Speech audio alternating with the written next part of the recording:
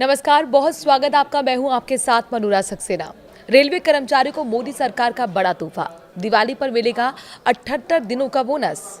केंद्रीय मंत्रिमंडल ने दिवाली और छठ पूजा से पहले रेलवे कर्मचारियों को बड़ा तोहफा दे दिया है। प्रधानमंत्री नरेंद्र मोदी की अध्यक्षता वाली कैबिनेट ने बुधवार को बैठक की और इस बैठक में करीब 11 लाख से ज्यादा रेलवे कर्मचारियों को 78 दिनों का बोनस देने का ऐलान किया गया।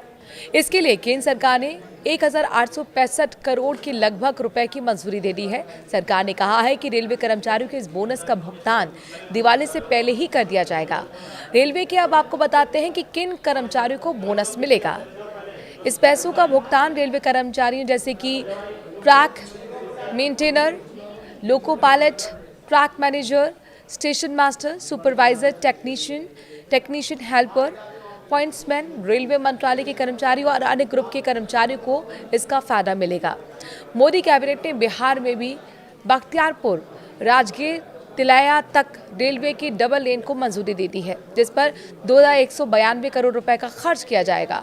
केंद्रीय मंत्री अश्विनी वैष्णव ने कहा कि अब तक ये सिंगल लाइन थी जिसकी क्षमता सीमित थी। डबल लेन होने के बाद इसकी क्षमता को बढ़ाया जाएगा। रेल मंत्रालय के मुताबिक इसकी लंबाई 104 किलोमीटर की होगी, जो बिहार के 4 जिलों को कवर करेगी। इससे राजगीर, शांति स्तूप, नालंदा, पावापुरी आदि जैसे प्रमुख स्थलों तक रेलवे की सेवा और बेहतर होगी, जिससे देश भर के टूरिस्ट आकर्षित होंगे।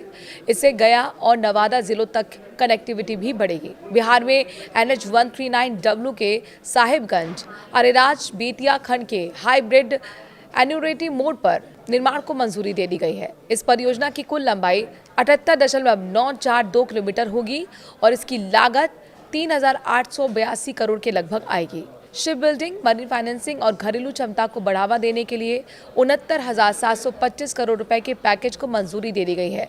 इसके 4 पार्ट हैं। पहला ship building financial assistance scheme और दूसरा मैरीटाइम डेवलपमेंट फंड, तीसरा शिप बिल्डिंग डेवलपमेंट स्कीम और चौथा लीगल पॉलिसी और प्रोसेस रिफॉर्म्स।